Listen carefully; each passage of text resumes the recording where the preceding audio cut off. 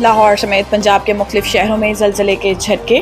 پنجاب کے مختلف شہروں میں منگل کی صبح زلزلے کے شدید جھٹکے محسوس کیے گئے ہیں۔ ترجمان PDMA کے مطابق پنجاب کے دارالحکومت لاہور سمیت قصور، اوکاڑہ، شیخوپورہ میں زلزلے کے جھٹکے محسوس کیے گئے۔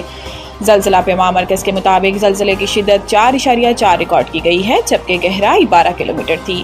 لوگ کلمہ طیبہ کا ورد کرتے ہوئے گھروں اور دفاتر سے باہر نکل آئے۔ DG PDMA کے مطابق زلزلے کے آفٹر شاک سے نمٹنے کے لیے مشینری اور عملے کو الرٹ رکھا گیا۔ PDMA کے صوبائی کنٹرول روم سمیت پنجاب بھر کے ڈسٹرکٹ ایمرجنسی آپریشن سینٹرز 24 گھنٹے الرٹ ہیں۔ ترجمان کا کہنا ہے کہ زلزلے سے نقصان کی اطلاع PDMA کی ہیلپ لائن 1129 پر دی جا سکتی ہے۔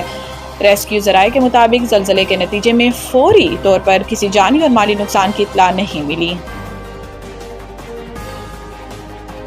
پیٹرولیم مصنوعات پر ٹیکسوں میں بھی اضافہ کر دیا گیا۔ نئے فائنانس بل کے نافذ ہوتے ہی پیٹرولیم مصنوعات پر ٹیکسوں میں بھی اضافہ ہو گیا۔ پیٹرولیم لیوی کی شرح بڑھا دی گئی۔ پیٹرولیم مصنوعات پر نئے فائنانس بل کے تحت کلائمیٹ سپورٹ ٹیکس بھی عائد کر دیا گیا۔ ہائی سپیڈ ڈیزل پر پیٹرولیم لیوی میں 8.64 روپے فی لیٹر اضافہ کیا گیا، جس کے بعد ہائی سپیڈ ڈیزل پر لیوی 74.51 روپے فی لیٹر سے بڑھا کر 83.15 روپے فی لیٹر کر دی گئی ہے۔ پیٹرول پر لیوی 8.64 فی لیٹر کا اضافہ کیا گیا، جس کے تحت پیٹرول پر لیوی 75.52 بڑھا کر 84.16 فی لیٹر کر دی گئی ہے۔ وزارت پیٹرولیم نے نئے لیوی ٹیکس سے متعلق نوٹیفیکیشن بھی جاری کر دیا۔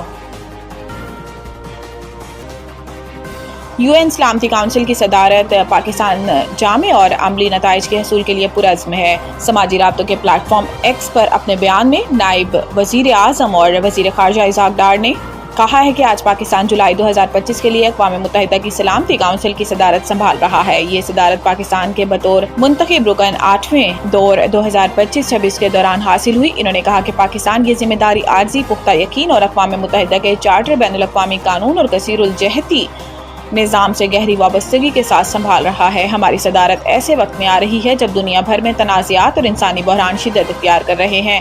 اسحاق ڈار کا کہنا تھا کہ ہم سلامتی کونسل کو ایسے مؤثر اور بروقت اقدامات کی طرف لے جانے کی بھرپور کوشش کریں گے جو مکالمے، سفارتکاری اور پرامن حل پر مبنی ہوں۔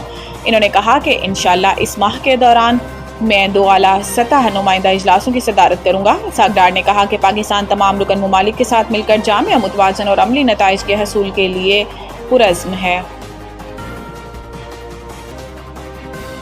فلسطین میں موت کا رقص جاری۔ پاکستانی سفیر نے اقوام متحدہ میں حقائق بے نقاب کر دیے۔ اقوام متحدہ کی سلامتی کونسل کے مشرق وسطی بشمول مسئلہ فلسطین پر بریفنگ کے دوران بیان دیتے ہوئے اقوام متحدہ میں پاکستان کے مستقل مندوب سفیر عاصم افتخار احمد نے سیکرٹری جنرل کے ان الفاظ کا حوالہ دیا جنہوں نے رپورٹ میں کہا کہ خاندانوں کو بار بار نقل مکانی پر مجبور کیا گیا اور اب وہ غزہ کی زمین کے 5ویں حصے سے بھی کم جگہ پر محصور ہیں اور یہ سمٹتی ہوئی جگہیں بھی خطرے سے دوچار ہیں۔ سفیر عاصم نے کہا کہ بچے غذائی قلت کے باعث جان سے ہاتھ دھو بیٹھے ہیں۔ حالانکہ یونیسیف بارہا خبردار کر چکا ہے کہ غذائی قلت انتہائی تشویشناک حد تک بڑھ گئی ہے۔ صرف مئی کے مہینے میں 6 ماہ سے 5 سال تک کی عمر کے 5100 سے زائد بچوں کو شدید غذائی قلت کے علاج کے لیے داخل کیا گیا۔ مارچ میں عارضی جنگ بندی کے خاتمے کے بعد اب تک 6500 سے زائد مزید جانیں ضائع ہو چکی ہیں۔ سفیر عاصم افتخار نے مزید کہا کہ اعلیٰ سطحی بین الاقوامی کانفرنس کے جلد از جلد انعقاد کی حمایت کی جائے تاکہ اس مقصد کو عملی شکل دی جا سکے۔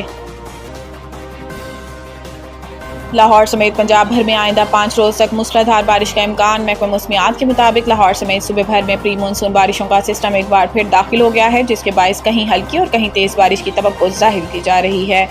اس سسٹم کے زیر اثر آئندہ 4 سے 5 روز تک مزید بارشیں اور تیز ہوائیں چلنے کا امکان ہے، جبکہ لاہور شہر میں آج شدید ہبس کے ساتھ ساتھ بارش کی پیشن گوئی کی گئی ہے۔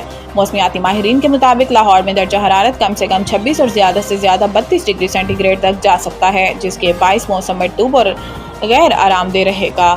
ادھر شہر میں جاری ترقیاتی کاموں کے حوالے سے بھی خدشات بڑھنے لگے ہیں۔ لاہور ڈیولپمنٹ پروگرام اور بلدیہ عظمیٰ کے تحت جاری ترقیاتی منصوبے 30 جون تک مکمل کیے جانے تھے، جبکہ واسا کی جانب سے ان منصوبوں کو 31 جولائی تک مکمل کرنے کا ہدف مقرر کیا گیا ہے۔ بنگلہ دیش کے خلاف سیریز کے لیے قومی T20 ٹیم کا انتخاب، شاداب باہر۔ ویسٹ انڈیز میں 3 ون ڈے میچز ہوں گے یا وہ بھی T20 فارمیٹ میں کھیلے جائیں گے، اس کا فیصلہ ابھی ہونا باقی ہے۔ PCB سربراہ محسن نقوی کی منظوری سے ممکنہ اسکواڈ کا اعلان جلد متوقع ہے۔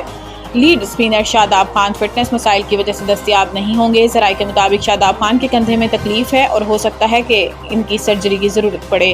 کپتان سلمان علی آغا اور ہیڈ کوچ مائک ہیسن کی مشاورت سے منتخب کردہ اسکواڈ میں نوجوان کھلاڑیوں کو زیادہ ترجیح دی گئی ہے۔ بنگلہ دیش کے خلاف سیریز کے لیے قومی ٹیم کا تربیتی کیمپ 7 جولائی سے کراچی میں شروع ہوگا۔ مائک ہیسن 6 جولائی کو پاکستان پہنچیں گے۔